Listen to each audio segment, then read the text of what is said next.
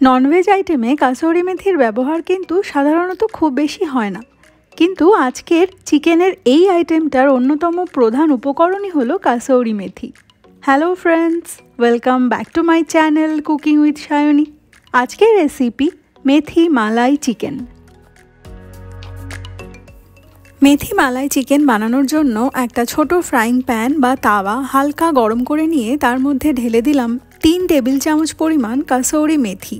এবার low to medium ফ্লেমে kasuri মেথিটাকে roast করে নিচ্ছি। 2-3 মিনিট রোস্ট করে নেওয়ার পরেই কাসৌরি মেথি থেকে সুন্দর একটা গন্ধ বেরোতে থাকবে, আর এই সময় গ্যাস অফ করে এটা গ্যাস থেকে সরিয়ে রাখছি। এবার চিকেনটাকে ম্যারিনেট করে নেব।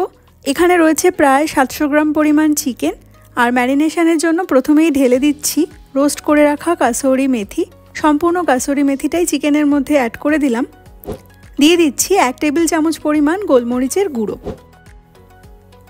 শুধুমাত্র এই দুটো ইনগ্রেডিয়েন্ট ব্যবহার করেই চিকেনটাকে ম্যারিনেট করে নেব, আর তারপর 1 ঘন্টার জন্য ঢাকা দিয়ে রেখে দেব।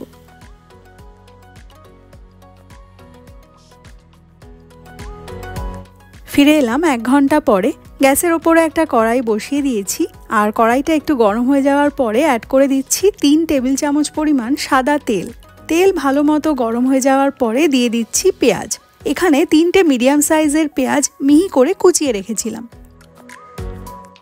পেঁয়াজটাকে মিডিয়াম হিটে 3-4 মিনিটের জন্য ফ্রাই করে নেব। আর এই রান্নায় কোনো রকম ফোড়নের দরকার নেই। ম্যারিনেশনের সময় চিকেনে যে কাসুরি মেথিটা ব্যবহার করা হয়েছিল, সেই কাসুরি মেথিটাই এই রান্নায় খুব সুন্দর একটা ফ্লেভার অ্যাড করবে। তাই জন্য আলাদা করে আর ফোড়নের ব্যবহার করার দরকার নেই। কথা বলতে বলতেই পেঁয়াজটা ভাজা হয়ে গেছে, আর কালারটাও চেঞ্জ হয়ে পিঙ্ক হয়ে এসেছে। এই সময় অ্যাড করে দিচ্ছি 1 চামচ পরিমাণ রসুন বাটা এবং 1 চামচ পরিমাণ আদা বাটা। এবার সবকিছুকে ভালো করে নেড়ে চেড়ে মিশিয়ে নিয়ে মিডিয়াম হিটে 3-4 মিনিটের জন্য রান্না করে নেব, যাতে আদা রসুনের কাঁচা গন্ধ চলে যায়।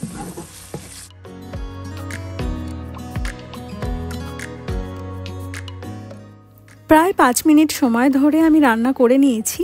এবার অ্যাড করে দিচ্ছি ম্যারিনেটেড চিকেনটা। হাই হিটে 2 মিনিটের জন্য চিকেনটাকে একটু ফ্রাই করছি।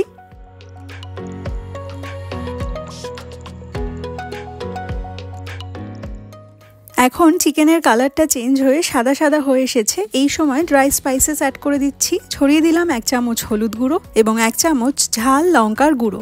আর কিন্তু অন্য কোনো ড্রাই স্পাইসেস অ্যাড করার দরকার নেই। এবার মশলাটাকে একটু কষিয়ে নেব।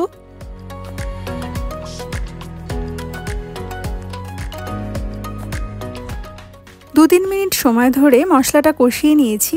এবার আমি অ্যাড করে দিচ্ছি 2 টেবিল চামচ পরিমাণ টমেটো কেচাপ। টমেটো কেচাপের পরিবর্তে টমেটো কুচিও অ্যাড করা যাবে। আর দিয়ে দিচ্ছি 2 চামচ পরিমাণ টক দই। যেহেতু টক দই অ্যাড করেছি, সেই জন্য এই সময় ফ্লেমটাকে লোতে রেখেই সবকিছুকে ভালো করে নেড়ে চেড়ে একটু কষিয়ে নিতে হবে। আরও 3-4 মিনিট আমি সবকিছুকে কষিয়ে নিয়েছি। এবার অ্যাড করে দেব 2 কাপ পরিমাণ ঈষদুষ্ণ জল। আপনি যদি গ্রেভির পরিমাণ আরও কম বা বেশি করতে চান, সেক্ষেত্রে জলের পরিমাণ একটু কমিয়ে বা বাড়িয়ে নিতে পারেন। আর সেই সাথে ছড়িয়ে দিচ্ছি স্বাদ অনুসারে লবণ।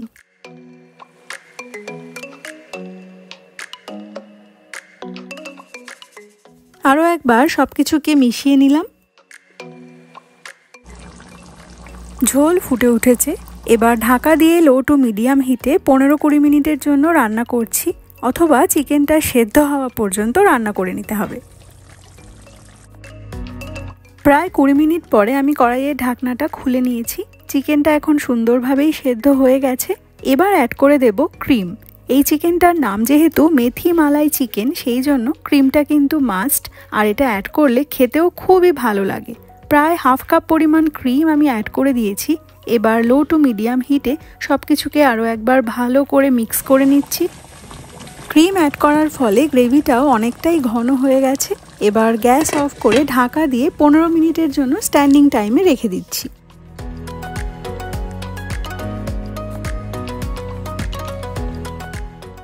15 মিনিট পরে আমি চিকেনটা সার্ভ করে দিচ্ছি। দেখুন কালারটা কি দারুণ এসেছে, আর কাসুরি মেথির একটা অসাধারণ গন্ধে চারিদিকটা ভরে গেছে। আর এই দারুণ গন্ধটা পাওয়ার জন্য কিন্তু চিকেনটা আপনাকে বাড়িতেই বানিয়ে ফেলতে হবে।